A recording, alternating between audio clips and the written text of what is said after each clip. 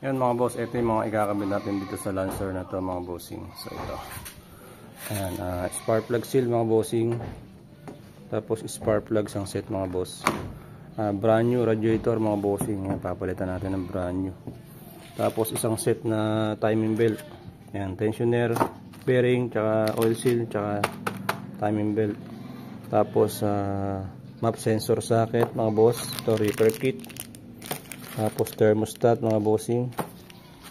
Ito sa sa may aircon, receiver dryer. Tapos coolant mga bossing. Tapos dito meron tayong thermo switch. Tapos ito socket yan. So ito yung mga ikakabit natin dito. Ayan. May iba surplus yung radiator, yung auxiliary fan, yung surplus ikakabit natin. Pero dito yan mga bagong parts na ikakabit natin. On hand to mga bossing, kaya si owner hindi na siya magpapalit pa rito sa auto supply para bumili ng pyesa niya.